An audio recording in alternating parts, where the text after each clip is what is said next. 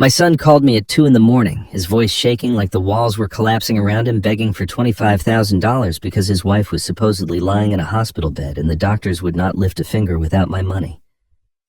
And for a moment, in that dark, quiet hour, I almost believed him. Almost let guilt push me out of bed until I heard her in the background whispering commands like I was nothing more than their personal bank. And in that instant, every memory of disrespect, every time they dismissed me, every moment they treated me like a burden, instead of the man who raised him, came flooding back. So I told him to call her precious father and hung up, then closed my eyes and went back to sleep with a calm I had not felt in years.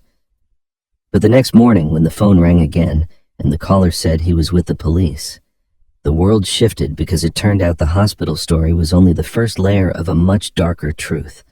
A truth that would drag every lie, every betrayal, and every ounce of their greed into the light. This is not a story about a father who bends. This is a story about a man who finally sees what his son and daughter-in-law truly are and chooses to stand up in a way they never expected. Stay with me, because what the police revealed, what my son tried to hide, and how I turned the entire situation back on them, is the part that no one sees coming, and the part that will leave you more satisfied than any revenge story you have heard in a long time. My name is Franklin Cole. I am 68 years old, a retired structural engineer who spent 40 years designing bridges across Texas. I built things meant to last, things that carried people safely from one side to another. I thought I understood foundations.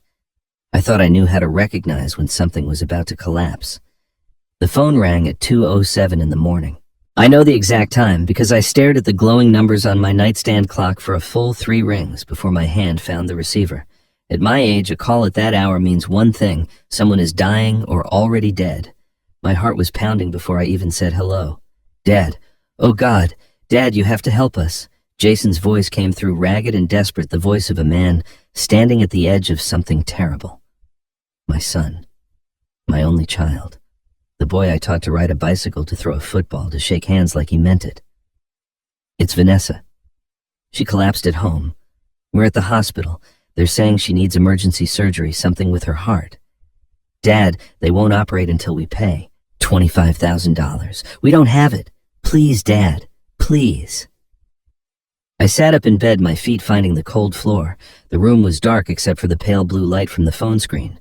Margaret's side of the bed was empty, as it had been for 2 years now. I still slept on my side, as if leaving room for her ghost. $25,000. The number hung in the air like smoke. I thought of my savings account, the money Margaret and I had set aside for emergencies, for the grandchildren we never had, for a future that grew smaller with each passing year. I thought of all the times I had written checks for Jason and Vanessa, the down payment on their house, the car when Vanessa crashed hers, the credit card debt that somehow never seemed to shrink no matter how much I paid. "Jason, slow down," I said, trying to steady my own voice. "Which hospital?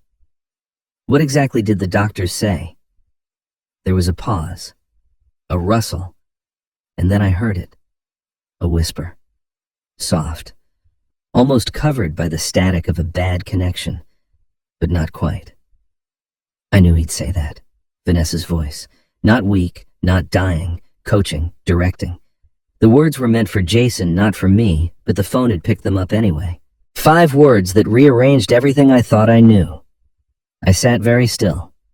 The darkness in the room seemed to thicken. I could hear my own breathing, slow and deliberate, the way I used to breathe before presenting a difficult proposal to skeptical investors. Stay calm, assess the situation, do not react until you understand what you are dealing with. "Dad, are you there?" Jason's voice again, strained, waiting. I closed my eyes. I saw Margaret's face in my mind, the way she looked at me from her hospital bed 3 days before she died.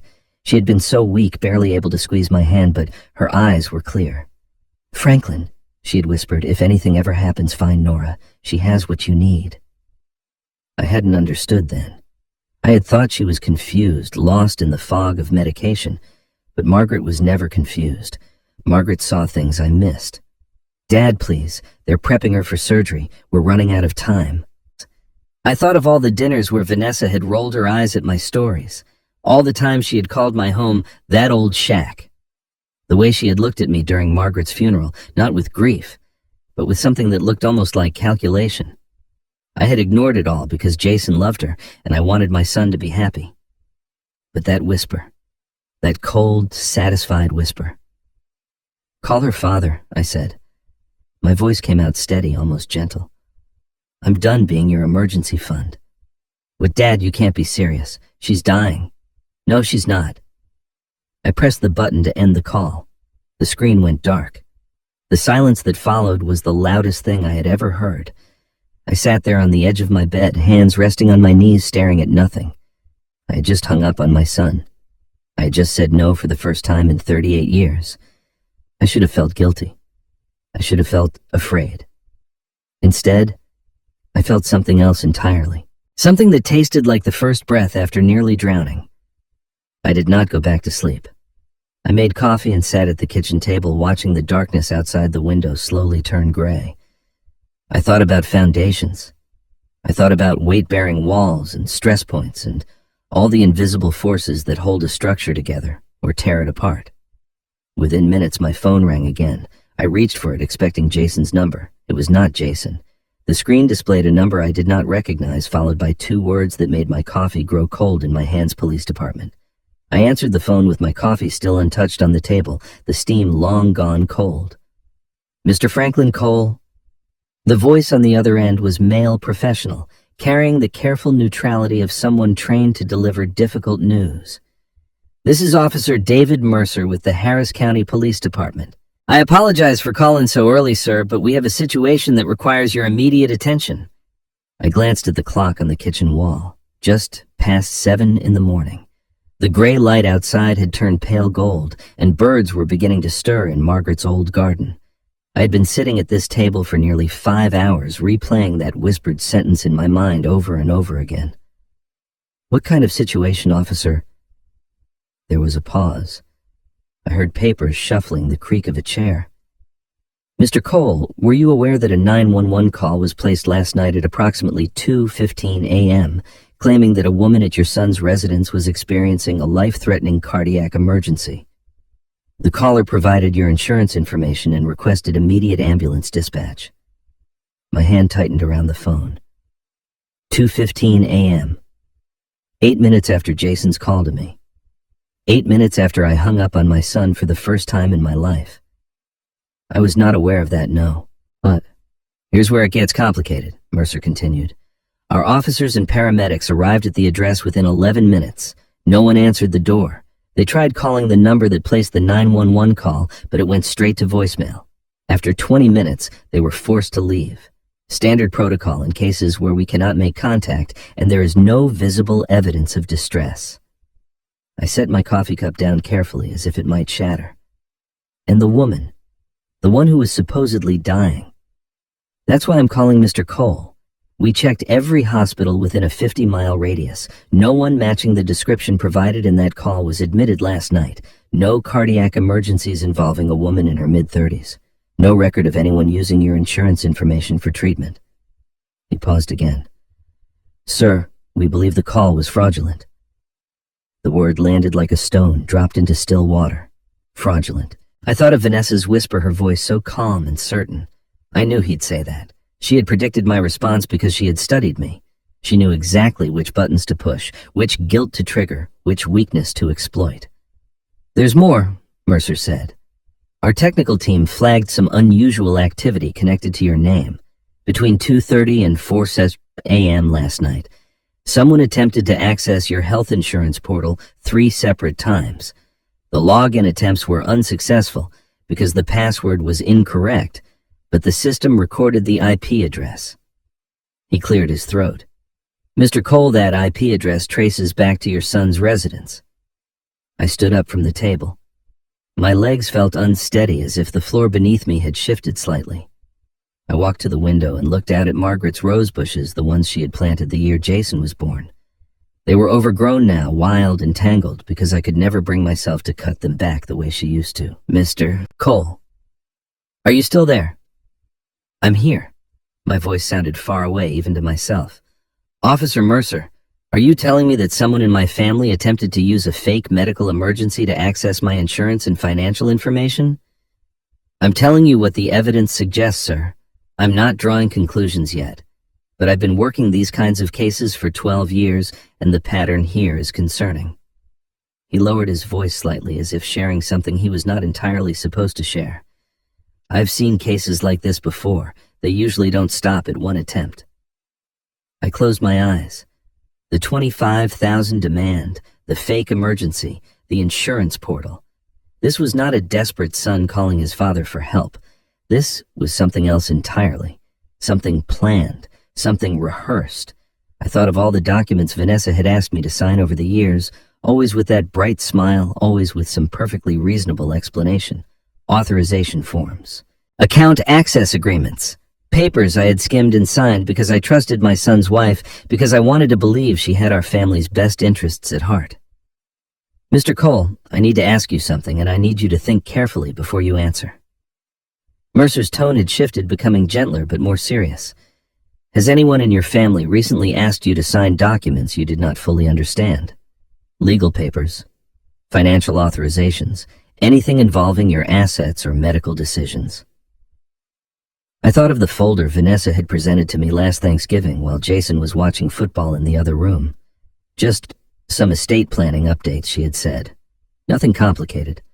"I'll walk you through it." I had signed 3 of the 4 documents before something made me stop. A phrase I did not recognize. A clause about decision-making authority. I had told her I wanted my lawyer to review the rest, and the look that crossed her face in that moment, just for a second, was not disappointment. It was anger. Cold, controlled anger. "Yes," I said quietly. "Yes, there have been documents." Mercer exhaled slowly. "Mr. Cole, I'm going to recommend that you take some precautions. Freeze your credit if you haven't already. Change the passwords on all your financial accounts.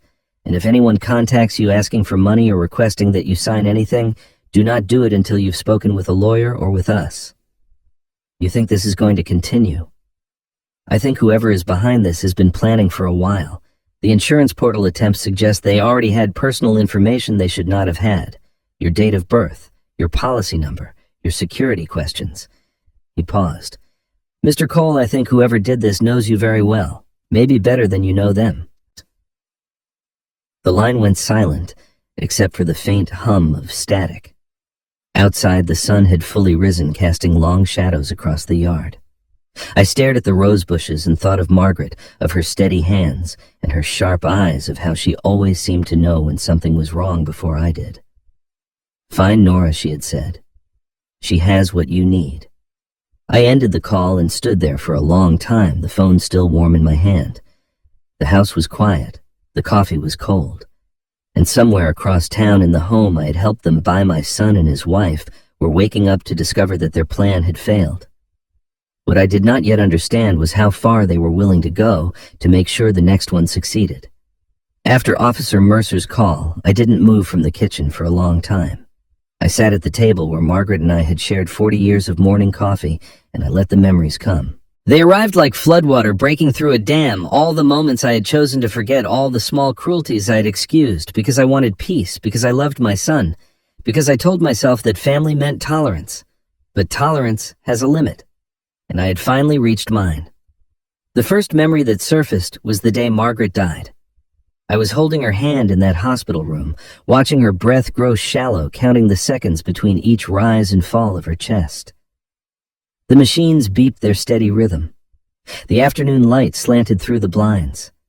I was praying, though I had not prayed in years, begging God or fate or whatever force controlled such things to give me just a little more time. That was when Vanessa walked in. Not with flowers, not with tears. She walked in with questions. "Franklin, I know this isn't the best time, but we should probably talk about the house. Jason and I have been discussing it, and we think it makes sense to start planning now, for the transition." She stood at the foot of Margaret's bed, arms crossed as if she were negotiating a business deal rather than watching a woman die. "Also, do you know where Margaret kept the insurance documents and the will? We should make sure everything is in order." I did not answer her. I could not answer her. I just stared at her face, searching for some trace of compassion, some flicker of humanity. I found nothing. Later, after the funeral, after the casseroles and the condolence cards and the terrible silence that followed, I overheard Vanessa talking to Jason in my own living room. She didn't know I was standing in the hallway. Or perhaps she didn't care. Your mother was always so dramatic, she said, her voice light, almost amused. Even dying had to be a production, all that hand-holding and crying. Honestly, Jason, I don't know how you survived growing up with that. Jason said nothing. He did not defend his mother. He did not defend me. He just stood there, complicit in his silence, and I felt something inside me begin to harden. More memories followed. The Christmas dinner, when Vanessa looked around my home and called it that old shack, laughing as if she had made a clever joke. The Thanksgiving, when she asked what I did for a living and then cut me off mid-sentence to say, "Oh, right, building bridges for poor people. How noble." The birthday party, where she made a toast to Jason's success and mentioned everyone in his life except me as if I had already ceased to exist. Each memory was a small cut. Alone, they seemed insignificant. Together, they formed a pattern I could no longer ignore. Vanessa had spent years making me feel small, worthless, expendable. And I had let her because I thought that was the price of keeping my son in my life. The phone rang again, startling me from my thoughts. I looked at the screen. Linda Parker, Margaret's oldest friend, my neighbor for 30 years, the woman who brought casseroles every Sunday for 6 months after the funeral. "Franklin, thank goodness you answered." Linda's voice was urgent, hushed. "I need to tell you something. I saw something last night and it's been eating at me all morning." I sat up straighter. "What did you see?" "Around midnight I couldn't sleep. You know how it is at our age. I was looking out my window and I saw Vanessa outside your son's house. She was perfectly healthy, Franklin, walking fine, no sign of any illness. She was carrying a thick folder of documents, the kind you'd take to a lawyer's office." My grip tightened on the phone. "Go on." "She met a man, someone I didn't recognize. He was parked down the street waiting for her. They talked for about 20 minutes, very serious, very quiet.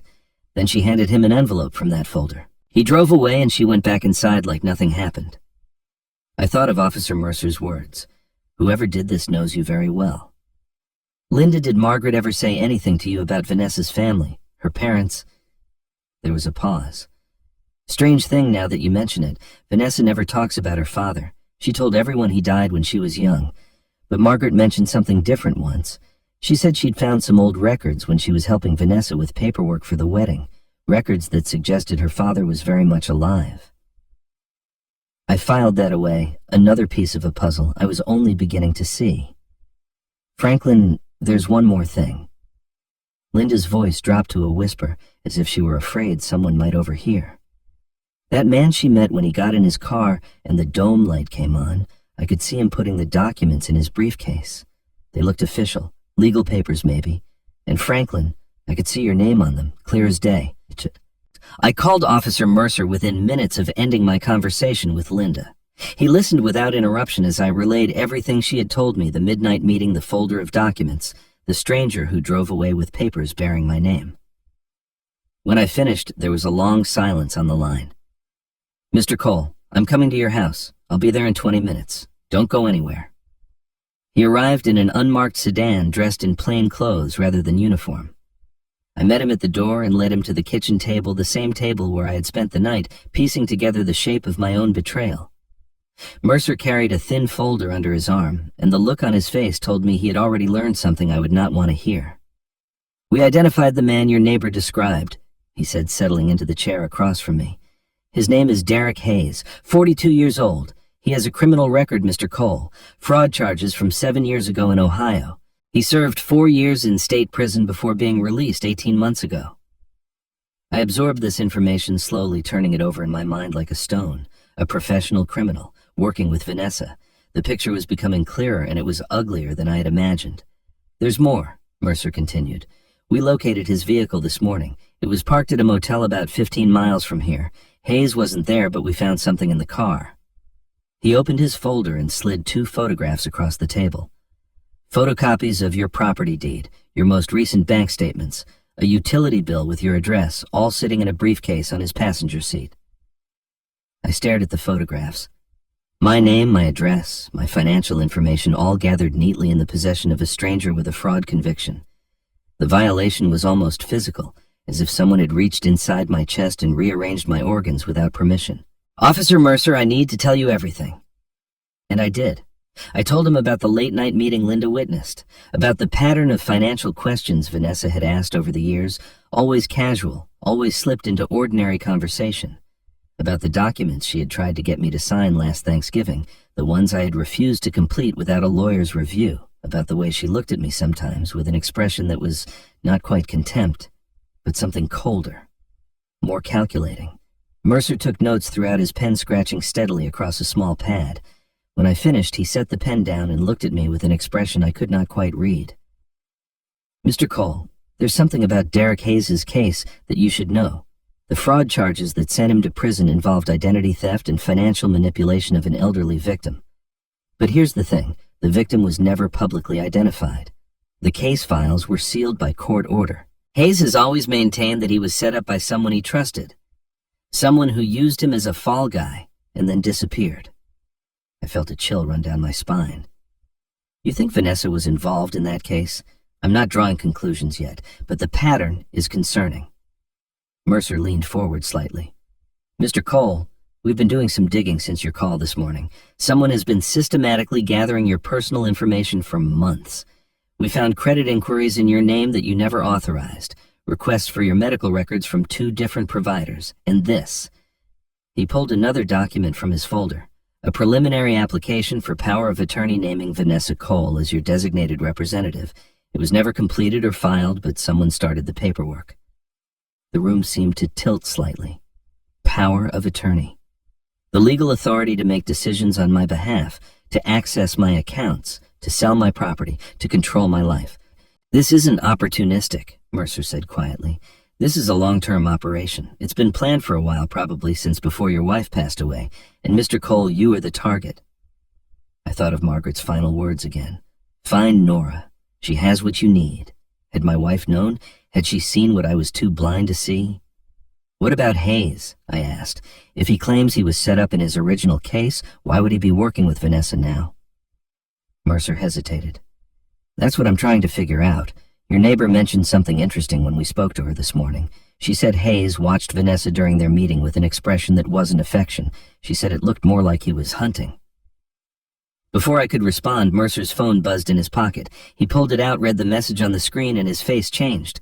The professional calm disappeared, replaced by something sharper, more urgent. "Mr. Cole, we need to check your bank accounts. Right now." Mercer drove me to the bank himself. Neither of us spoke during the 15-minute ride.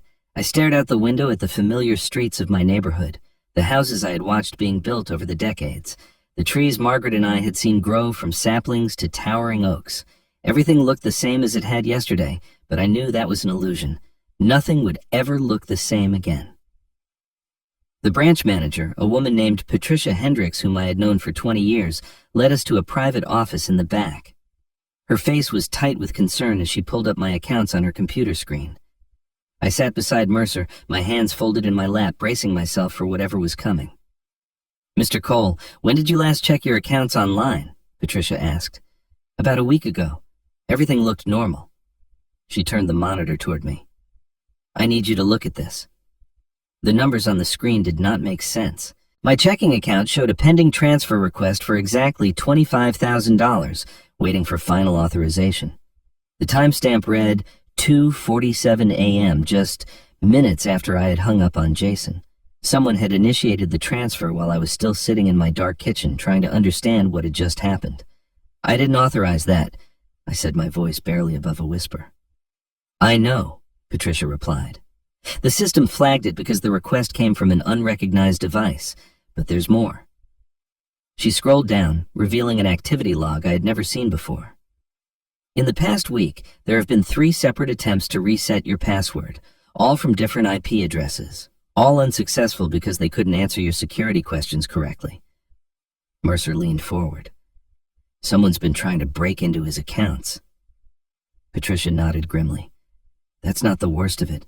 She opened another window, and I felt the blood drain from my face. "Mr. Cole, are you aware that you have an open line of credit for $60,000? I stared at the screen. A credit account in my name opened 4 months ago with a current balance of $52,000, monthly payments of $800, an authorized user listed on the account Vanessa Turner Cole. "I never opened this," I said. "I never signed anything for this." Patricia pulled up the application. There was my signature at the bottom, but I knew immediately that it was not mine. The letters were too rounded, the spacing too even. Someone had practiced my handwriting and come close, but not close enough to fool the man who had signed his own name for 68 years. The monthly statements have been going to a P.O. box in Houston, Patricia said quietly. Not to your home address. Someone changed the mailing preferences the day after the account was opened. I felt the walls of the small office closing in around me. $52,000 of debt in my name. Someone had been building this for months, payment by payment, purchase by purchase, all while I sat in my house believing that my finances were secure.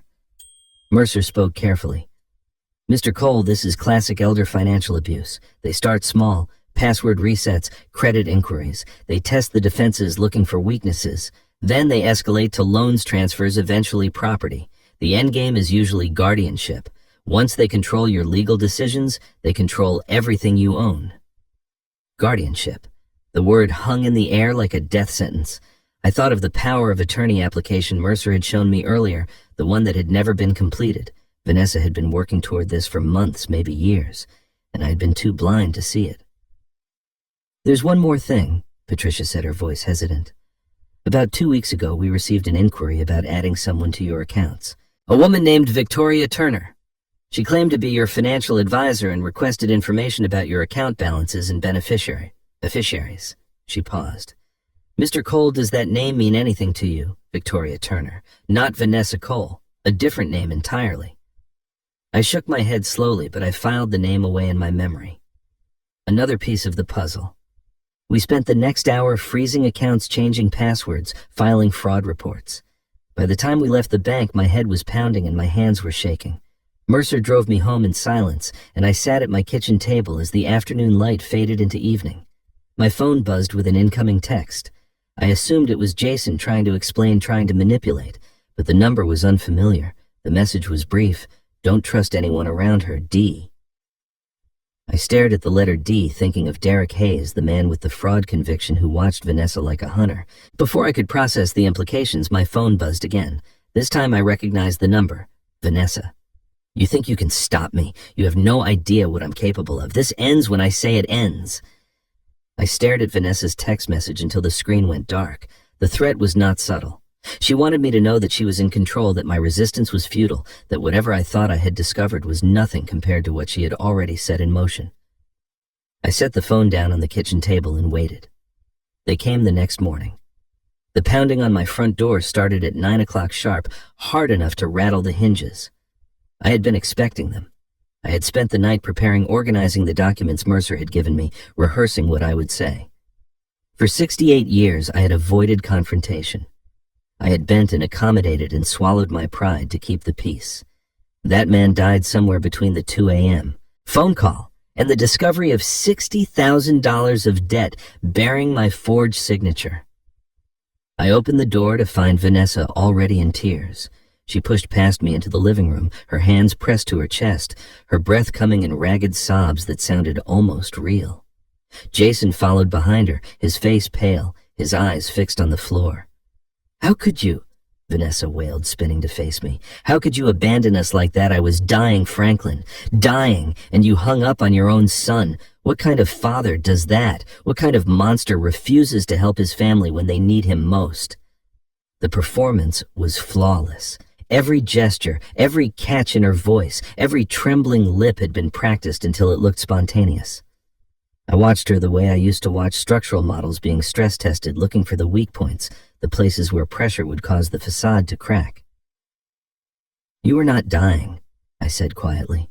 Vanessa's sobs paused for just a fraction of a second. What?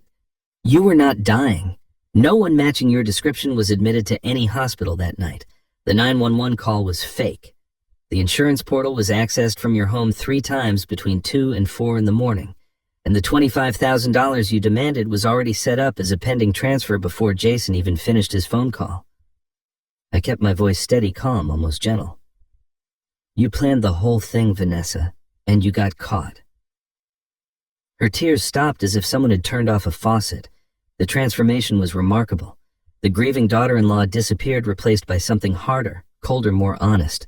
Her eyes narrowed, her jaw tightened. For the first time since I had known her, I was seeing the real Vanessa. "You don't know what you're talking about," she said, her voice flat. "You're confused. You're old. You probably don't even remember what happened that night. Maybe it's time someone started making decisions for you. Like the decision to open a $60,000 line of credit in my name, like the decision to forge my signature on the application, like the decision to have the statement sent to a P.O. box I never opened." I pulled the documents from my pocket and held them up. "I have copies of everything, Vanessa. The fraud department at the bank has already been notified, so has the police." Something flickered across her face. Not fear, exactly. More like recalculation. She was adjusting her strategy, looking for a new angle of attack. Jason stepped forward, his hands raised in a placating gesture. "Dad, please, this is all a misunderstanding. Vanessa would never do anything to hurt you. She loves this family. We both do. Maybe you're just stressed. Maybe you need some rest. We can talk about this later when everyone's calmer." He was parroting her words. I could hear them in his mouth, feel them sitting on his tongue like borrowed clothes that did not fit. My son, my only child, had become a ventriloquist's dummy, speaking lines someone else had written for him. "Jason." I looked directly at him, ignoring Vanessa completely. "Did you know about the loan?" His eyes darted to his wife. His mouth opened. For one moment I saw something in his face that might have been the boy. I raised the child who used to tell me everything, who trusted me with his secrets and his fears. He wanted to speak. I could see the words forming behind his lips. Vanessa's hand found his arm. Her fingers pressed into his sleeve, not hard enough to hurt, just enough to remind him who held his leash. Jason's mouth closed. He looked away. "We should go," Vanessa said briskly, already moving toward the door. "Clearly Franklin isn't thinking rationally. We'll give him some time to calm down." Jason followed her, but at the threshold he stopped. Vanessa was already outside, walking toward their car. For just a moment, my son and I were alone. He looked back at me, and I saw something in his eyes that I had not seen in years. Guilt, shame, and beneath them, barely visible, a desperate plea for help. "Dad," he whispered so quietly I almost missed it. "There's something I need to tell you, but not here. Not now." Before I could respond, he pulled his phone from his pocket and glanced at the screen. His face contorted with pain, as if whatever he saw there was a physical blow. Then he shoved the phone back into his pocket and hurried after his wife. I stood in the doorway, watching them retreat. Just before she got into the car, Vanessa turned back. She smiled at me, a cold, triumphant smile that did not reach her eyes. "I've already filed the paperwork, Franklin," she called out, her voice carrying clearly across the morning air. "In 30 days, you won't be making any decisions at all." I watched their car disappear down the street, Vanessa's words echoing in my mind. 30 days. She had given me a deadline, a countdown to the moment when I would lose control of my own life. I stood in the doorway for a long time, feeling the weight of everything pressing down on me. The morning sun was warm on my face, but inside I felt cold. That afternoon, there was another knock at my door, softer this time, almost hesitant. I opened it to find Nora Wheeler standing on my porch. Margaret's oldest friend, the woman who had held my wife's hand during chemotherapy sessions when I was too overwhelmed to speak. She was 70 years old, silver-haired and sharp-eyed, carrying a small fireproof box under her arm as if it contained something precious and dangerous. "Franklin," she said quietly, "may I come in?" I led her to the living room. She sat on the edge of the sofa, the box balanced on her knees, her fingers resting protectively on its lid. For a moment, neither of us spoke. The silence was heavy with the weight of whatever she had come to say. "Margaret gave this to me 6 months before she died," Nora finally said. "She made me promise to wait, to keep it safe, to only bring it to you when you truly needed it." She looked up at me, her eyes bright with unshed tears. "I think that time has come." "Nora, what is this?" She placed the box on the coffee table between us. "Open it, Franklin." Margaret knew. She knew what Vanessa was planning. She saw it before any of us did. My hands trembled as I lifted the lid. Inside, I found a thick folder of legal documents, their pages crisp and official. I recognized the name of Margaret's attorney at the top. Beneath the folder was a smaller envelope containing what appeared to be a dossier, pages of handwritten notes in my wife's familiar script, photographs, printouts of emails and records I did not recognize. And at the bottom of the box, wrapped carefully in a soft cloth, was a USB drive. On its surface, Margaret had written in permanent marker, "For Franklin when the time comes." I picked up the USB drive and turned it over in my hands. Such a small thing. Such an ordinary object. But I knew with a certainty that went beyond logic that whatever was stored on this device would change everything. "I'll give you some privacy," Nora said softly. "Call me if you need anything." After she left, I sat alone in my living room, the USB drive warm in my palm. I could hear the clock ticking on the wall, the same clock Margaret had picked out when we first moved into this house. For a long moment, I was afraid to move, afraid to see what my wife had left for me, afraid to hear her voice again. But Margaret had never raised a coward. I walked to my study, plugged the drive into my laptop, and opened the single video file it contained. Her face appeared on the screen and my breath caught in my throat. She was in her hospital bed, pale and thin, her hair wrapped in the blue scarf she wore during her final weeks. But her eyes were clear, determined, the eyes of the woman who had stood beside me for 40 years. "My love," she said, and I felt tears spill down my cheeks. "If you're watching this, it means Vanessa has made her move.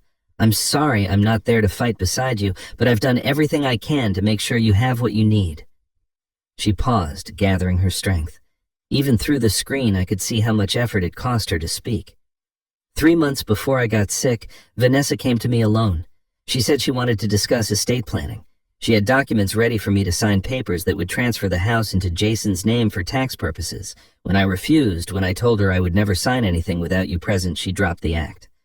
Margaret's voice hardened. She looked at me with such contempt, Franklin, such cold, calculated hatred, and she said, "One way or another, I'll get what I deserve, and your husband won't be able to stop me." I gripped the edge of my desk, my knuckles white. That's when I started preparing. I contacted our attorney and established an irrevocable trust. Every asset we own is protected now. She can't touch the house, the accounts, anything. It's all in the box, Franklin. The legal documents, the records of every suspicious thing. I observed her doing everything I could gather. She smiled faintly, a ghost of the expression I had loved for 4 decades. "I'm still protecting you, my love, even now." The video flickered slightly. Margaret leaned closer to the camera. "There's something else you need to know. Vanessa has secrets she's hidden from everyone. She told me her father died when she was young, but I found records that say otherwise. He's alive, Franklin, and I don't think we're the first family she's targeted." Her eyes bore into the camera, into me. "Dig deeper. The truth about her past is the key to stopping her." She reached toward the camera, her hand trembling with exhaustion. "Fight back, Franklin. You're stronger than you know, and remember, everything you need is in that box." The image froze for a moment, and I thought the recording had ended. But then Margaret spoke one final time, her voice barely above a whisper. "There's one more thing, my love. Something I discovered but couldn't prove. If my suspicions are correct, you're not Vanessa's first victim, and she's not working alone." The screen went dark, but Margaret's final words continued to echo through my mind. "You're not Vanessa's first victim, and she's not working alone." I sat in my study until the afternoon light faded into evening, reading through every document in the box, studying every note in my wife's careful handwriting. She had been building a case for months before her death, gathering evidence that I had been too blind to see. Even as cancer consumed her body, she had been fighting to protect me. The next morning, Mercer arrived at my door with news that turned my blood to ice. "She filed an emergency guardianship petition yesterday," he said, standing in my living room with a folder in his hands. "Vanessa is claiming that you're mentally incompetent and a danger to yourself. She's asking the court to grant her full legal authority over your medical and financial decisions." I took the folder from him and opened it. The documents inside were devastating. Photographs of my kitchen showing dirty dishes piled in the sink trash, overflowing from the bin, spoiled food on the counter. I had never seen these images before. They were not my kitchen, but they were labeled with my address, time-stamped with dates from the past month. "These are fake," I said. "I've never let my house look like this." "I know," Mercer's voice was grim. "There's more." I turned the pages, witness statements from neighbors I had never heard of, people who claimed to have seen me wandering confused in my yard at night, talking to myself, forgetting where I was. A letter allegedly from my doctor, Dr. Robert Simmons, expressing grave concern about my cognitive decline and recommending immediate intervention. I had seen Dr. Simmons 3 months ago for a routine checkup. He had told me I was in excellent health for my age. The doctor's letter is forged, I said. I can prove that. Good. You'll need to. Mercer sat down across from me, his expression serious. Franklin, I need you to understand what you're facing. The preliminary hearing is scheduled in 2 weeks. If Vanessa wins this petition, she becomes your legal guardian. That means she makes all decisions for you. Medical treatment, living arrangements, and most importantly, finances. She could sell your house, drain your accounts, move you into a facility, all while claiming to act in your best interest. The walls of my living room seemed to close in around me. Everything Margaret and I had built over 4 decades, everything I had worked my entire life to achieve, could be stripped away by a judge who had never met me based on lies manufactured by a woman I had once welcomed into my family. These cases favor the petitioner more often than you'd think, Mercer continued quietly. Judges see a concerned daughter-in-law, an elderly man living alone. They make assumptions. They want to believe they're protecting a vulnerable person, not enabling a predator. I closed the folder and set it on the table. My hands were steady. My mind was clear.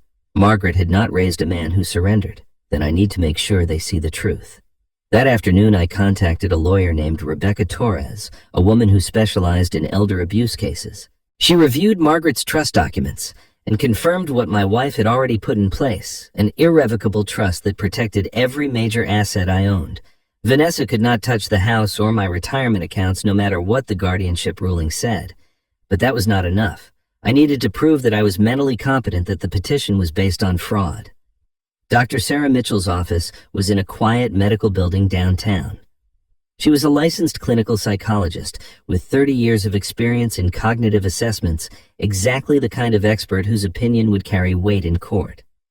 The evaluation lasted 90 minutes. She tested my memory, my reasoning, my ability to process information and make decisions. She asked me about my daily routines, my finances, my understanding of my legal situation. When she finished, she set down her pen and looked at me with something like admiration.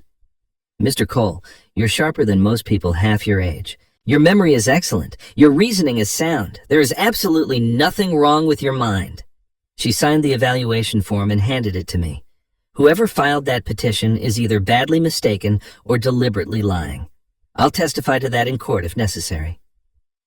I thanked her and drove home, the signed evaluation resting on my passenger seat like a shield against the darkness closing in around me. My phone buzzed twice during the drive. The first message was from an unknown number. She used the name Victoria Turner before she became Vanessa Cole. Search that name, D. The second message was from Jason. Dad, I need to see you alone. There's something you have to know, please. I showed both texts to Rebecca Torres when I met with her that evening. She studied Vanessa's petition carefully, her frown deepening with each page. Franklin, there's something strange here, she said finally. The petition itself is full of holes. The fabricated evidence will fall apart under scrutiny, but the format, the language, the legal strategy underneath it all. She looked up at me. This is too professional. Too polished. She's had help preparing this, and not from a first-time attorney. Rebecca set the documents down. I've seen filings like this before from people who have worked the system multiple times. Franklin, I don't think this is her first time doing this. Rebecca Torres's words followed me home that night. This is not her first time doing this. I lay awake in the darkness, staring at the ceiling, thinking about patterns. In engineering, we learned that failure rarely happens in isolation. A bridge does not collapse because of a single flaw. It collapses because of accumulated stress, repeated strain weaknesses that compound over time until the structure cannot hold. Vanessa's scheme was the same. It had not appeared overnight. It had been built piece by piece, refined through practice, perfected through repetition. If I was going to survive this, I needed to stop thinking like a victim. I needed to start thinking like an engineer. The next morning, I began my counteroffensive. I drove to the hardware store and purchased 3 security cameras, the kind that recorded continuously and stored footage to a cloud server. I installed them myself, one facing the front door, one covering the driveway, one positioned to capture anyone approaching from the back of the property. Texas law allowed me to record on my own property without consent. Every interaction that happened at my home would now be documented. I organized every piece of evidence I had collected into a systematic file. The police reports from Officer Mercer, the bank records showing the fraudulent credit line, the forged signatures, Vanessa's threatening text messages, Margaret's dossier, Dr. Mitchell's evaluation. I created copies of everything, stored them in 3 separate locations, and gave one set to Linda Parker for safekeeping. If something happened to me, the evidence would survive. My engineering mind found comfort in the process. Identify weak points, gather data, design a solution that cannot fail. For 40 years, I had applied these principles to bridges and buildings. Now I applied them to my own survival. That afternoon, I met with Rebecca Torres again at her office. She had been busy. Spread across her conference table were documents I had not seen before, printouts and legal filings she had obtained through her network of contacts. The guardianship petition is our immediate problem, she said, but it's also our biggest opportunity. Vanessa has overreached. She's submitted fabricated evidence to a court of law. That's not just grounds for dismissal. That's criminal fraud. She tapped a stack of papers. We'll challenge the petition with everything we have. Your psychiatric evaluation, the bank records proving financial manipulation, the police reports about the fake 911 call. By the time we're done, the judge won't just deny her petition. They'll be asking why she isn't in handcuffs. But that's not enough, I said. We need to prove she's done this before. Rebecca nodded slowly. I've been looking into that. She pulled a single sheet of paper from the stack and slid it across the table. The name Victoria Turner appears in a sealed fraud case from Ohio 2017. The victim's name was redacted and the case files are locked, but I was able to get some basic information from a colleague who worked in that jurisdiction. I looked at the paper. It was a summary, bare bones, just dates and charges, fraud, identity theft, financial exploitation of a vulnerable adult. The charges had been filed and then mysteriously dropped 6 months later. No explanation, no trial, no conviction. The MO is identical to what's happening to you, Rebecca said quietly. Systematic financial manipulation, forged documents, an attempt to gain legal control over the victim's assets. Whoever Victoria Turner was, she knew exactly what she was doing. Victoria Turner. The name from the bank inquiry, the name from the anonymous text, the name Vanessa had used before she became Vanessa Cole. When I returned home that evening, there was a package in my mailbox. No return address, no postage, just a small padded envelope with my name written in block letters. Inside, I found a cheap prepaid phone, the kind you could buy at any convenience store for $20. The screen showed a single text message. Noon tomorrow, the diner on 5th Street, come alone. I'm not your enemy. I sat in my kitchen turning the phone over in my hands. Logic told me this was dangerous. Derek Hayes had a criminal record. He had been found with my personal documents in his car. Every rational instinct said this was a trap, another layer of Vanessa's scheme designed to compromise or eliminate me. But logic also told me that something did not fit. The anonymous texts warning me not to trust anyone around her. The way Linda described him watching Vanessa like a hunter rather than an accomplice. The sealed fraud case in Ohio where the charges had mysteriously vanished. If Derek Hayes was Vanessa's partner, why would he be sending me warnings? Why would he risk exposure by making contact? Margaret's final words echoed in my mind. You're not Vanessa's first victim, and she's not working alone. Maybe Derek Hayes was not her partner. Maybe he was something else entirely. I was still weighing my options when my regular phone rang. Jason's number appeared on the screen. I hesitated for a moment, then answered. Dad? His voice was barely above a whisper, trembling with something that sounded like fear. Dad, I can't do this anymore. Jason, what's wrong? I have evidence. The words came out rushed desperate. Real evidence. Things I've been collecting for months. Recordings, documents. Things that prove what she's really doing. I heard him take a shaky breath. But if she finds out I took it, she'll destroy me. She's already threatened to frame me for everything. She has documents with my signature on them, things I don't even remember signing. I gripped the phone tighter. Jason, listen to me. Whatever you have, we can use it. We can protect you. I need to see you, Dad. Tomorrow. Just us. Not at your house. Not anywhere she might be watching. He paused. There's a park on Miller Road, the one where we used to play catch when I was a kid. Meet me there at 2 o'clock. I'll bring everything. The line went dead. I sat in the darkness of my kitchen holding both phones. Tomorrow at noon, Derek Hayes wanted to meet me at a diner on 5th Street. Tomorrow at 2, my son wanted to meet me at a park on Miller Road. 2 meetings, 2 sources of information, 2 chances to finally understand the full scope of what I was facing, or 2 traps designed to destroy me completely. I didn't sleep that night. I sat in my study with both phones in front of me, weighing risks and possibilities until the first gray light of dawn crept through the windows. By morning, I had made my decision. The meeting with Derek Hayes would have to wait. My son came first. I called Jason and told him to come to my house instead of the park. The security cameras were here. The evidence was here. If anything went wrong, there would be a record. He agreed without argument, his voice hollow and exhausted. He arrived just after 1 o'clock, pulling into my driveway in a car I didn't recognize. When he stepped out, I barely recognized him. My son had aged 10 years in the span of 2 weeks. His clothes were wrinkled, his hair uncombed, dark circles carved beneath his eyes like bruises. He moved like a man walking toward his own execution, each step heavy with dread. I met him at the door and led him inside without speaking. He sat at the kitchen table, the same table where I had received the news about Margaret, the same table where I had first begun to understand the scope of Vanessa's betrayal. For a long moment, neither of us said anything. Then, Jason reached into his jacket pocket and placed a small USB drive on the wooden surface between us. 6 months ago, he said, his voice barely above a whisper, I thought Vanessa was having an affair. I looked at the USB drive, then at my son's face. What did you do? I installed a recording app on my phone, one of those things that runs in the background, captures everything automatically. I wanted to catch her with someone else. I wanted proof that she was cheating on me. He laughed bitterly, a sound without any humor in it. What I found was so much worse. He pushed the USB drive toward me. There are hundreds of hours on there, conversations with lawyers, phone calls to people I've never met, discussions she had when she thought she was alone, when she didn't realize my phone was nearby still recording.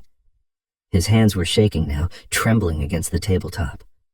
Dad, I heard everything. Everything she's been planning, everything she's done. I picked up the USB drive, feeling its weight in my palm. Such a small object, such enormous consequences. Play it, Jason said. You need to hear it for yourself. I walked to my study and inserted the drive into my laptop. Jason followed, standing behind me as the files loaded. There were dozens of audio recordings, each one time-stamped and labeled. I clicked on the first one. Vanessa's voice filled the room, clear and confident and utterly without remorse. The old man is easier than I expected. A few more months and we'll have him declared incompetent. Once I have guardianship, everything transfers automatically. The house, the accounts, all of it. I clicked another file. More of Vanessa's voice, this time laughing. Jason's too stupid to notice anything. He actually believes I love him. Can you imagine? He thinks we're building a life together while I'm draining his father dry. Another file. Vanessa speaking to someone on the phone, her tone businesslike. The Ohio situation is handled. They sealed the records like I asked. There's no way anyone connects Victoria to Vanessa now. Different state, different name, different target. It's foolproof. I turned to look at my son.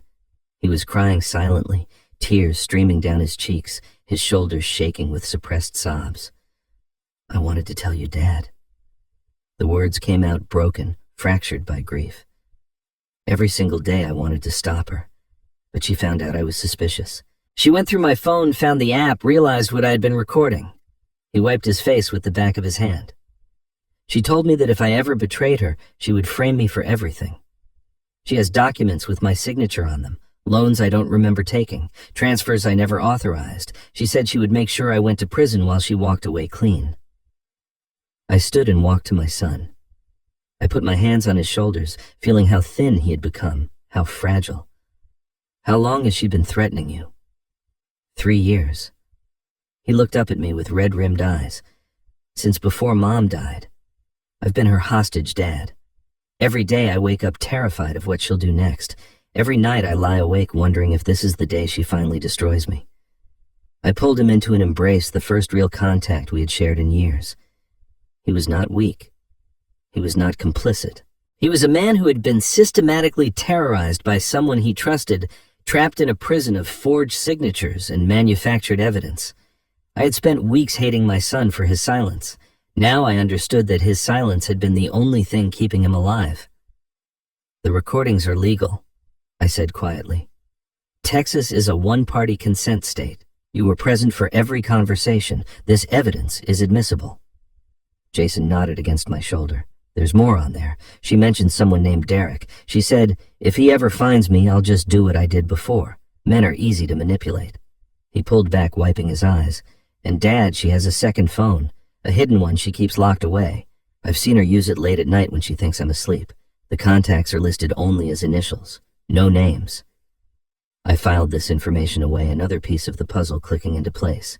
Derek Hayes, the man with the fraud conviction. The man who had been sending me anonymous warnings.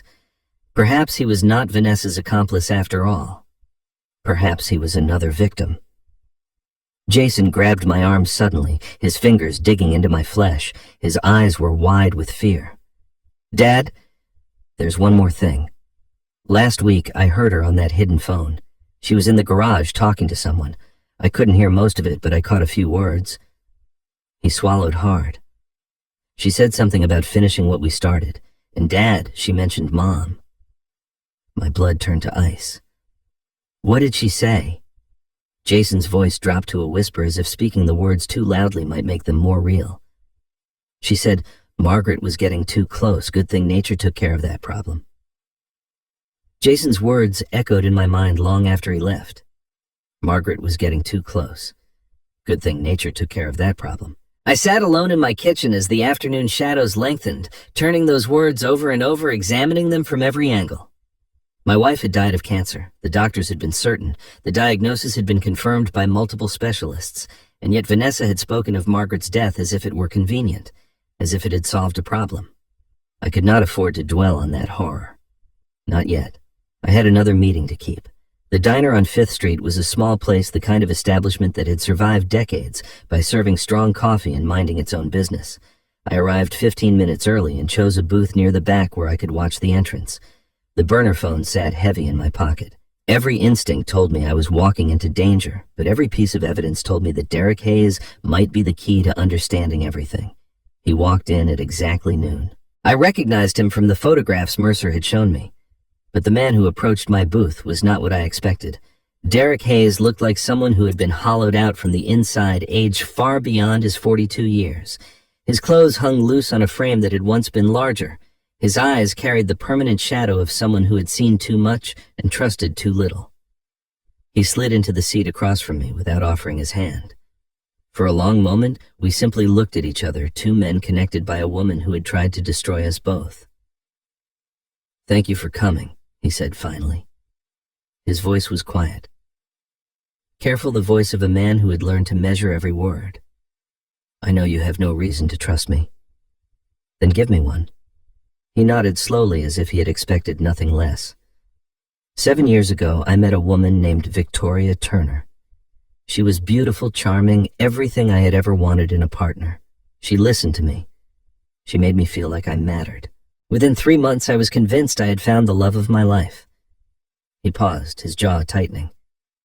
6 months later, I was in prison for fraud I didn't commit, and she had disappeared with $80,000 of my savings. I studied his face, looking for signs of deception. I found only pain. "She had access to everything," Derek continued. "My bank accounts, my credit cards, my social security number. I had given it to her willingly because I trusted her completely. By the time I realized what was happening, she had opened credit lines in my name, forged my signature on loan applications, transferred funds to accounts I had never seen before." His hands clenched on the table. When I confronted her, she turned the tables. She went to the police with evidence that I had been defrauding her, documents with my signature, witnesses who claimed they had seen me threatening her. The case was so well constructed that my own lawyer advised me to take a plea deal. 4 years, I said quietly. 4 years in state prison for crimes she committed. Derek's voice was steady, but I could hear the rage beneath it, cold and patient, the kind of anger that does not burn out but rather hardens into something permanent. By the time I got out, Victoria Turner had vanished. No forwarding address, no trail. It was as if she had never existed. "How did you find her again?" "I never stopped looking." He reached into his jacket and pulled out a worn notebook. I spent 3 years tracking down every lead, every alias, every victim I could find. She's careful, Mr. Cole. She changes her name, changes her location, waits years between targets. But she makes mistakes, small ones, and I've been collecting them. He opened the notebook to a page filled with names and dates. 6 months ago, I was searching social media for any trace of her face. That's when I found a photo on your son's account, a wedding picture. The woman standing next to him was older. Her hair was different, but I knew those eyes. I would know them anywhere. Vanessa, I said. Victoria. Derek's voice hardened. She's done this at least 4 times that I know of. Different names, different states, same pattern. She targets vulnerable men, the lonely, the elderly, the desperate for love. She builds trust over months, sometimes years. Then she strikes. Identity theft, financial fraud, false accusations. And when anyone tries to fight back, she frames them using documents they signed without reading the fine print. He closed the notebook and looked directly at me. I didn't come here to help her, Mr. Cole. I came here to warn you and to ask for your help in stopping her. Why me? Why now? Because you have something I never had. You have a son who's willing to testify against her. You have a police detective who's actually investigating, and you have resources to fight back. Derek leaned forward. There's one more thing. Someone who might know even more than I do, her father. I felt a jolt of surprise. She told everyone her father was dead. She told me the same thing, but I tracked him down 2 years ago. His name is Mark Turner. He lives in Florida. Derek's expression darkened. She defrauded him too, Mr. Cole, her own father, stole $50,000 and disappeared. He's been waiting for years for the chance to testify against his own daughter. Derek reached into his jacket again and pulled out a thick manila folder. He slid it across the table toward me. I opened it slowly, my hand steady despite the trembling in my chest. Inside were photographs, police reports, court documents from 3 different states, records of aliases I had never heard of, statements from victims who had been too afraid to press charges, and at the bottom, a single sheet of paper covered in Derek's handwriting. I read the words slowly, feeling the weight of each one. Her real name is Victoria Turner. She has stolen over $400,000 from at least 5 victims, and I can prove it. I left the diner with Derek's folder pressed against my chest like a shield. The evidence inside represented years of suffering, not just mine, but the suffering of every person Vanessa had destroyed. $400,000, 5 victims, 3 states, and those were only the ones Derek had been able to find. How many others had she targeted? How many lives had she ruined before disappearing into a new identity, a new name, a new hunting ground? It was time to end this. I spent the next 3 days making phone calls and arranging meetings. One by one, I assembled the people who would help me bring Vanessa down. Officer Mercer, who had been investigating her since that first fraudulent 911 call. Rebecca Torres, my lawyer, who had already begun preparing countersuits against the guardianship petition. Derek Hayes, who had waited 7 years for the chance to see justice served. Linda Parker, who had witnessed Vanessa's midnight meeting and was willing to testify to what she had seen. And Nora Wheeler, keeper of Margaret's legacy, who had guarded my wife's final gift until the moment I needed it most.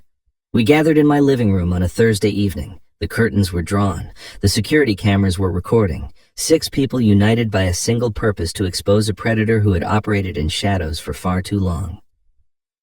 Rebecca spread the evidence across my coffee table. Jason's recordings, Derek's documentation, the financial fraud trail from the bank, the forged signatures on the credit applications, the fabricated evidence from the guardianship petition.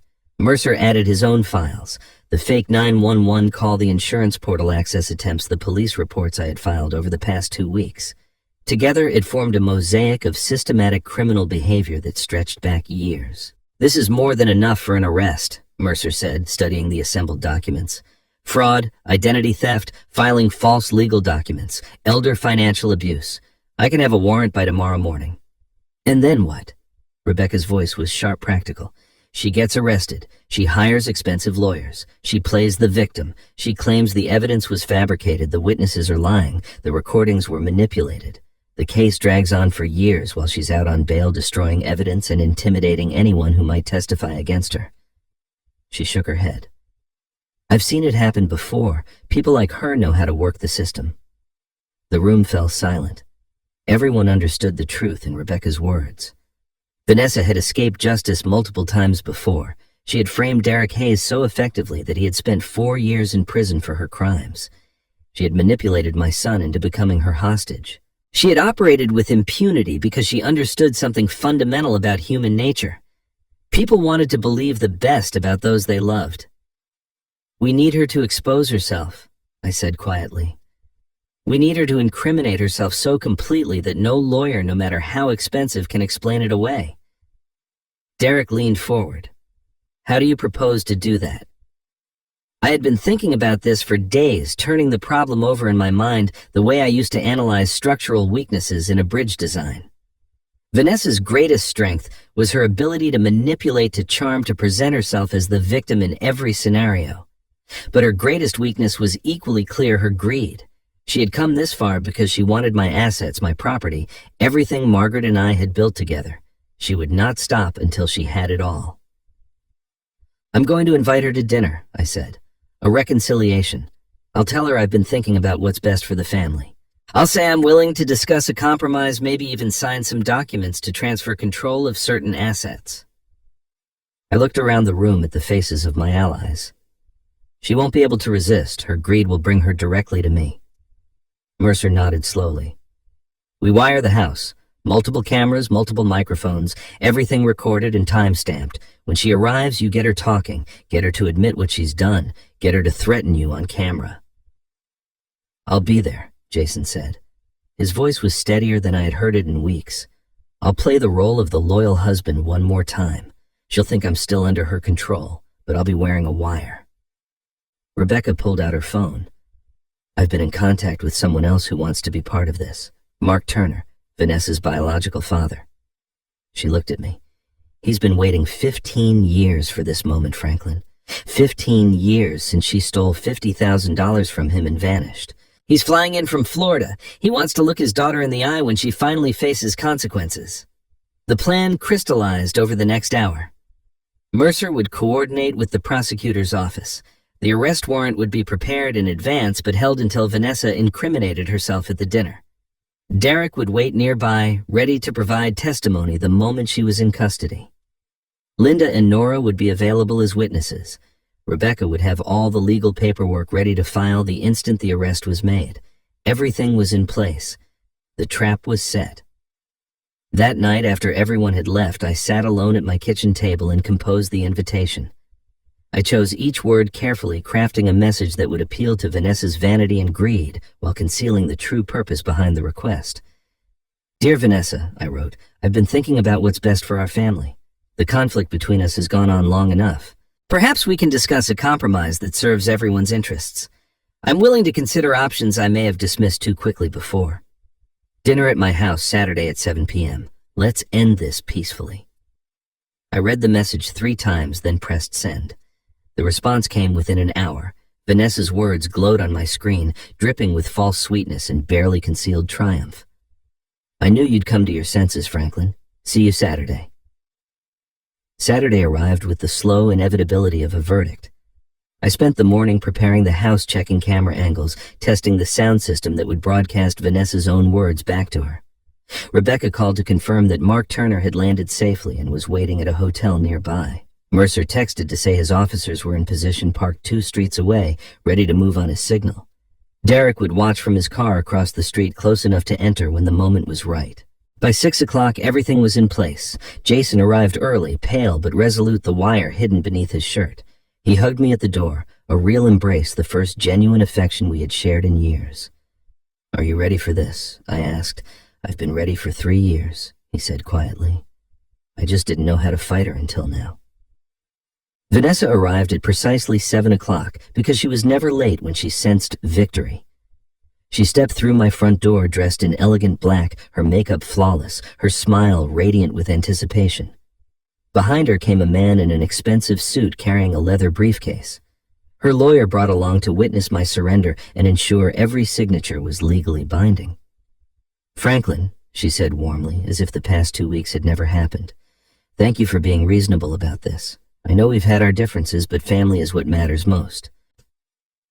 She gestured toward the dining room table where I had set out coffee and pastries. "Shall we get started?" I played my role perfectly. The tired old man, the defeated patriarch. I moved slowly, spoke softly, let my shoulders slump with the weight of imaginary exhaustion.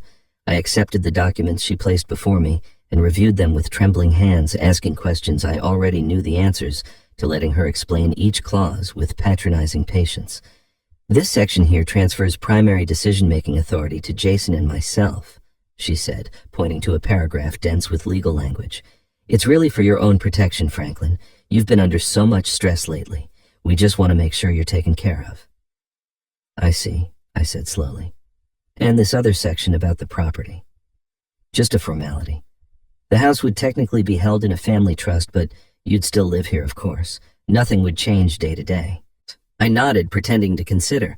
The lawyer shifted impatiently in his seat. Jason sat beside his wife, his face carefully neutral, playing the role of loyal husband for the final time. Before I sign anything, I said, setting down my pen, I'd like everyone to hear something. Vanessa's smile flickered. Hear what? I reached into my pocket and pressed the button on the small remote control I had been carrying all evening. The hidden speakers throughout the room crackled to life, and Vanessa's own voice filled the air. The old man is easier than I expected. A few more months and we'll have him declared incompetent. Once I have guardianship, everything transfers automatically. The color drained from her face. She turned toward Jason, realization dawning in her eyes. Her own voice continued, laughing now. Jason's too stupid to notice anything. He actually believes I love him. What is this? Vanessa stood abruptly, her chair scraping against the floor. Turn that off. Turn it off right now. But the recording kept playing. Her plans laid bare. Her cruelty undeniable. The Ohio situation. The name Victoria.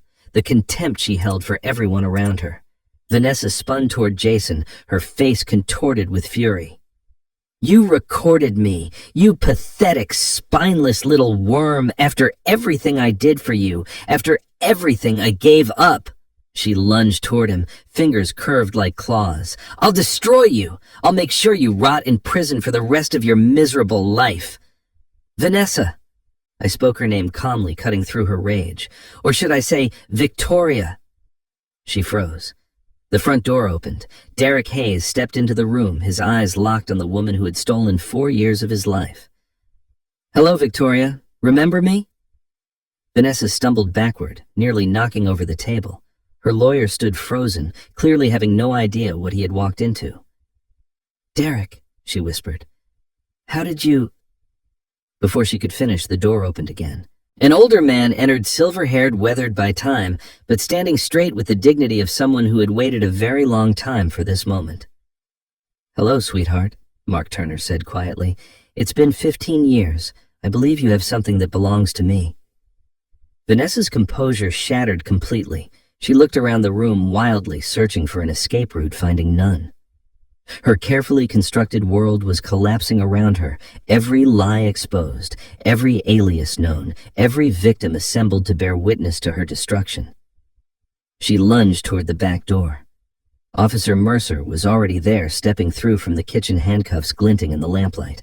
2 uniformed officers flanked him. Victoria Turner, also known as Vanessa Cole, you are under arrest for fraud, identity theft, elder financial abuse, and filing false legal documents.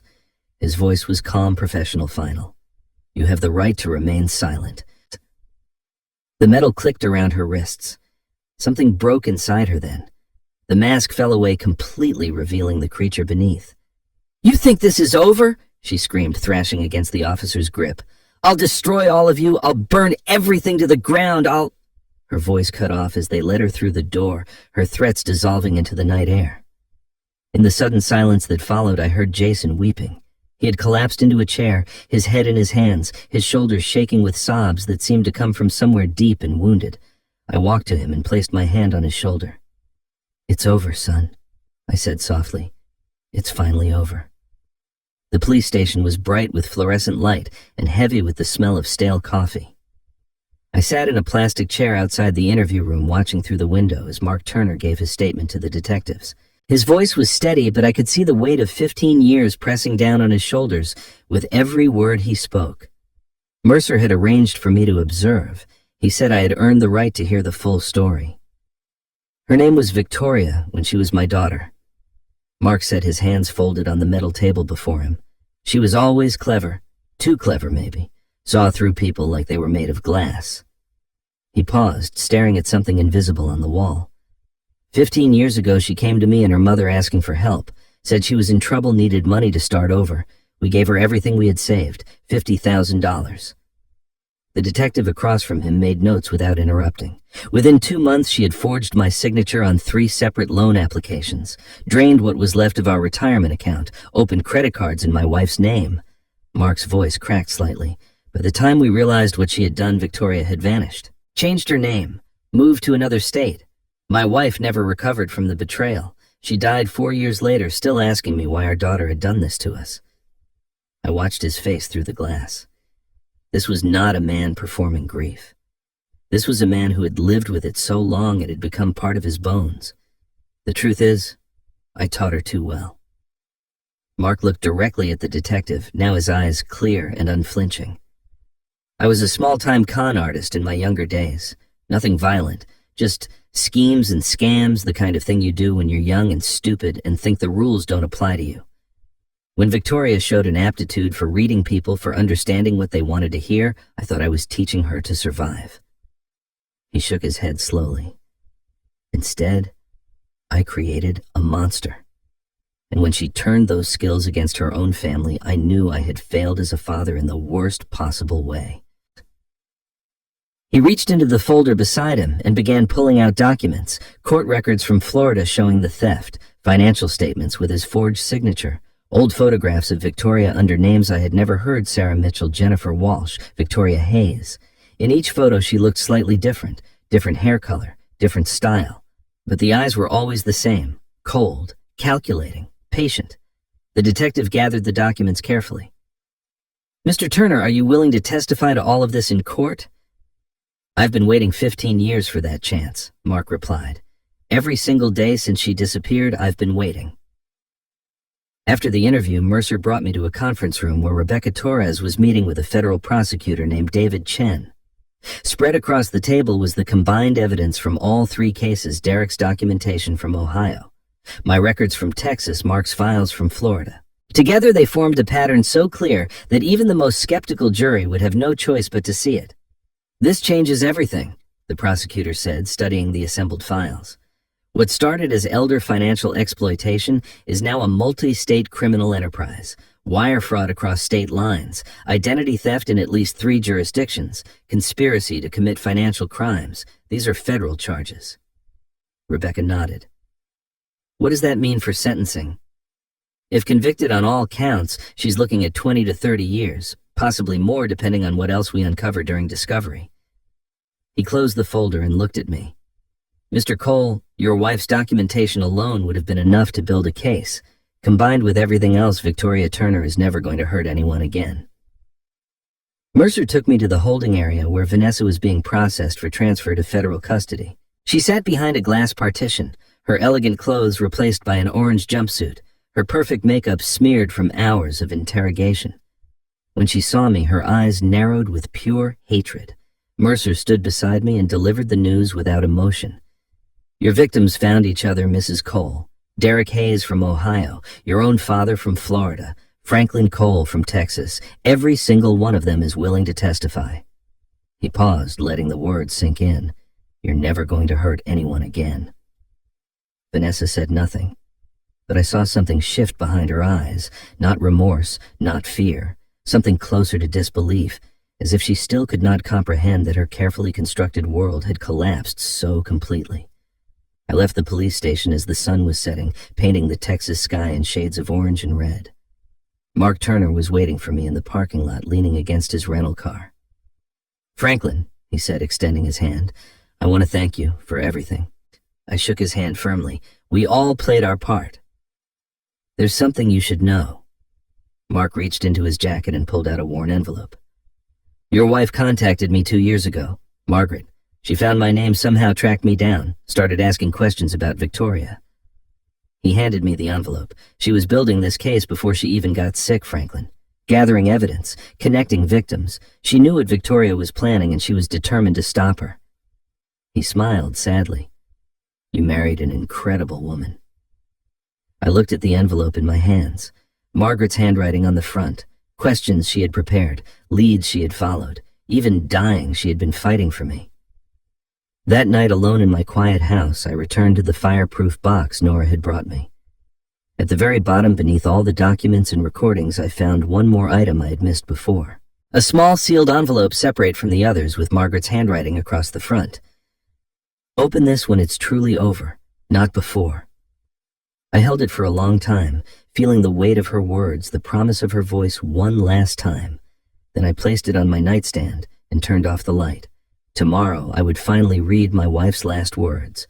The trial began on a Monday morning in late October, 3 months after Vanessa's arrest. The courtroom was smaller than I had expected, wood-paneled and solemn, filled with the quiet tension of people who had traveled from across the country to witness justice finally being served. Derek Hayes sat in the front row, behind the prosecutor's table. Mark Turner sat beside him.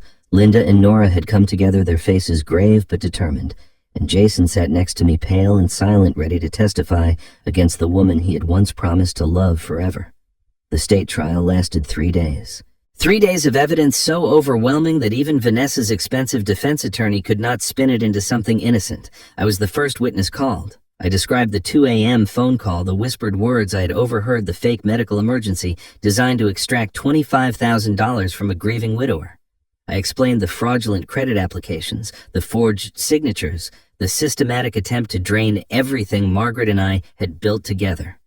The prosecutor guided me through each piece of evidence with methodical precision, and I answered every question in the steady voice of a man who had spent 40 years building things designed to withstand pressure. Derek Hayes took the stand next. His testimony was devastating. He described meeting Victoria Turner 7 years ago, falling in love with her charm and beauty, trusting her with his savings and his future. He explained how she had framed him for fraud, using documents he had signed without reading, how he had spent 4 years in prison for crimes she committed, how he had lost everything. His career, his reputation, his faith in human connection because of a woman who viewed other people as nothing more than resources to be exploited. When Mark Turner was called to testify, the courtroom fell completely silent. There is something uniquely terrible about watching a father condemn his own daughter. Mark's voice never wavered as he described Victoria's childhood, her early signs of manipulation, the skills he had foolishly taught her, thinking he was preparing her for a difficult world. He recounted her theft of his retirement savings, her abandonment of her dying mother, her complete absence of remorse for the destruction she left in her wake. By the time he finished, several jurors were wiping their eyes, but it was Jason's testimony that sealed Vanessa's fate. My son walked to the witness stand with the weight of 3 years of terror pressing down on his shoulders. He connected his phone to the courtroom's audio system and played recording after recording of Vanessa's own voice. Her plans to have me declared incompetent, her contempt for Jason himself, her discussions of previous victims, previous identities, previous escapes. Each recording was time-stamped and authenticated, legally obtained under Texas law, impossible to dismiss or explain away. Vanessa's lawyer tried every defense imaginable: mental illness, coercion by unnamed accomplices, misunderstanding and miscommunication. He suggested that Derek Hayes was a bitter ex-lover fabricating evidence. He implied that Mark Turner had his own reasons for wanting revenge against his daughter. He argued that Jason's recordings had been edited or taken out of context. The jury saw through every excuse. On the third day, they returned their verdict in less than 2 hours. Guilty on all counts: elder financial exploitation, fraud, identity theft, filing false legal documents, making false emergency reports. The word guilty echoed through the courtroom 5 times, once for each charge. Each repetition another nail in the coffin of Vanessa's freedom. The judge's sentence was severe: 12 years in state prison with no possibility of parole for at least 8. Restitution to all victims totaling $450,000. Permanent restraining orders protecting me, Jason, Derek, and Mark Turner. And upon completion of her state sentence, she would face federal charges for wire fraud and interstate identity theft that could add another decade to her imprisonment. As the gavel fell, I watched Vanessa's face. For years she had worn masks: the devoted daughter-in-law, the concerned wife, the victim of circumstance. But in that moment, as the reality of her sentence settled over her, every mask fell away. What remained was not rage or defiance. It was something smaller, something broken. Just a woman facing the consequences of a lifetime of cruelty, finally understanding that there was no scheme clever enough, no manipulation skilled enough to escape what she had earned. They led her away in handcuffs. She did not look back. Jason found me in the courthouse hallway after the verdict was read. His eyes were red from crying, his hands trembling at his sides. For a long moment, we simply stood there, father and son, separated by years of silence and manipulation and fear. Dad, his voice cracked on the single syllable. I'm sorry. I'm so sorry for everything. For not telling you sooner, for not being strong enough to stop her. For every time I chose her over you because I was too afraid to do anything else. I looked at my son. I saw the boy I had taught to ride a bicycle, the teenager who had asked me for advice about girls, the young man who had stood beside me at Margaret's funeral too numb to cry. I saw all the years we had lost to Vanessa's poison, all the moments that could never be recovered. But I also saw the man who had found the courage to record his own wife's crimes, the man who had risked everything to give me the evidence I needed, the man who had stood in that courtroom and testified against the person who had terrorized him for 3 years. I pulled him into my arms. He collapsed against me, sobbing like a child, and I held him the way I had when he was small and afraid of thunderstorms. We'll rebuild, I said quietly. Together. That's what your mother would have wanted. That evening, I sat alone at my kitchen table as the last light of day faded outside my window. Margaret's final envelope waited in front of me, the paper soft with age, her handwriting achingly familiar. I had carried it with me throughout the trial, waiting for this moment, waiting until it was truly over. My hands trembled as I broke the seal. Inside her handwriting, her voice one last time, the letter was written on Margaret's favorite stationery, the pale blue paper she had used for every important message throughout our marriage.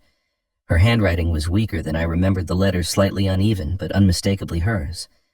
I could almost hear her voice as I read. My dearest Franklin, she began. If you're reading this, then you did it. You protected yourself. You protected our family. I always knew you had this strength in you. You just needed permission to use it. I had to stop and wipe my eyes before I could continue. I spent our entire marriage watching you give and give, never asking for anything in return. That was one of the things I loved most about you, your generosity, your kindness, your belief that if you just showed people enough grace, they would eventually become worthy of it. The next words were underlined, pressed hard into the paper. That was beautiful, my love, but it was also dangerous. Kindness without boundaries is an invitation to be used. Now you know how to be kind and strong. I'm so proud of you. I traced her words with my fingertip, feeling the slight indentation where her pen had pressed against the page. Even dying, she had been thinking of me. Even in her final weeks, she had been preparing me for a battle she knew I would have to fight alone. The letter continued on the next page. Don't close your heart, Franklin. I know how tempting it will be after everything Vanessa has done, to build walls, to suspect everyone, to decide that trust is simply too expensive to risk again. Her handwriting grew slightly steadier here, as if she had gathered her strength for these final instructions. But that would be letting her win in a different way. Don't give her that power. Jason needs his father now more than ever. I know he disappointed you. I know he let fear make him weak when he should have been strong, but he is still our son, Franklin. The boy we raised, the child we loved before Vanessa ever entered our lives. Let him earn his way back. Be patient, be firm, but leave the door open. I turned to the final page. The handwriting here was shaky or written perhaps in her last days, when even holding a pen required enormous effort. And you, my love, live, really live. Plant a garden. I always wanted roses along the back fence, the yellow ones that smell like honey. Read those books you've been putting off. Take that trip to the mountains we always talked about. A small pause in the writing, then maybe even find love again someday. You have my blessing. You always did. I want you to be happy, Franklin. That's all I ever wanted. She signed it simply, Forever yours, Margaret. I sat at that kitchen table until the stars came out, reading her words over and over, letting them wash through me like water through dry earth. She had known, she had prepared, and even from beyond the grave, she was still guiding me, still loving me, still showing me the way forward. The months that followed were not easy, but they were peaceful. The trust Margaret had established protected everything we had built together. The house remained mine, safe from any future schemes, a fortress of legal protection that no predator could penetrate. I changed the locks, updated the security system, and planted yellow roses along the back fence just as she had wanted. They bloomed in spring, filling the yard with the scent of honey. Jason and I began our slow journey back to each other. Sunday dinners at first awkward and stilted, two men who had forgotten how to speak without a woman translating between them. But gradually the silences grew shorter. The conversations grew longer. He told me about his plans to start over, to rebuild his career and his reputation without Vanessa's shadow hanging over him. I told him about Margaret's letter, about her faith that he could become the man she had always believed him to be. We didn't talk about forgiveness. We didn't need to. Forgiveness was something that grew in the spaces between words, nurtured by presence and patience and time.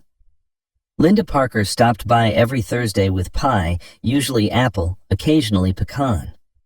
We sat on my porch and watched the sunset and talked about Margaret keeping her memory alive in the small, ordinary way that grief eventually becomes.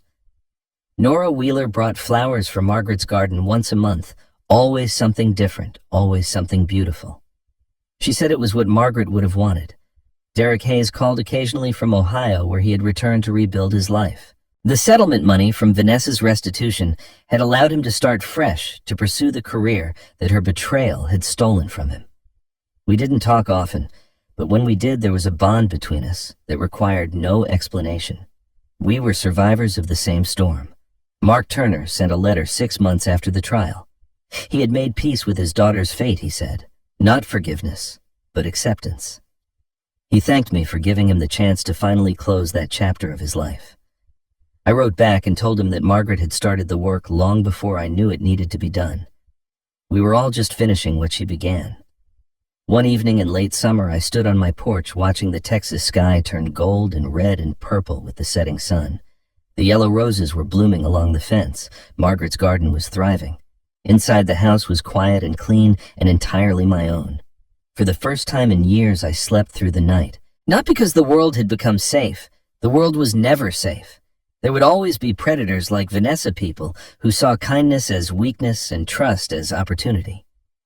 But I had learned something in the crucible of that terrible year, something Margaret had tried to teach me throughout our marriage.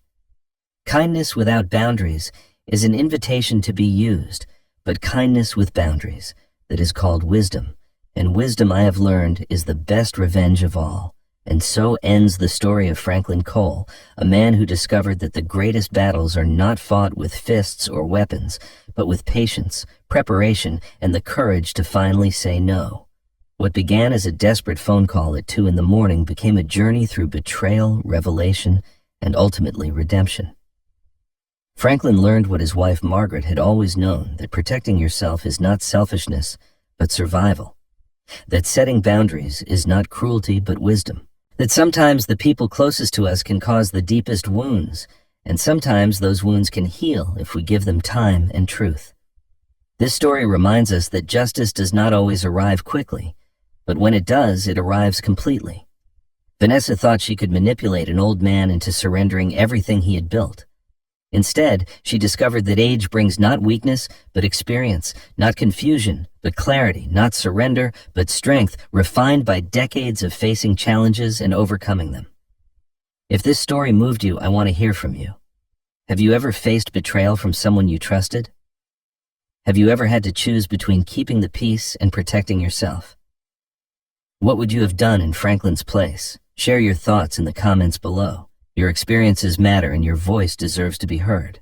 If you found meaning in Franklin's journey, please subscribe to our channel for more stories of resilience, justice, and the quiet courage of ordinary people facing extraordinary circumstances. Like this video, if it touched your heart, and share it with someone who needs to remember that it is never too late to stand up for yourself. Thank you for listening until the very end. Until next time, remember, kindness with boundaries is called wisdom. And wisdom is the best revenge of all.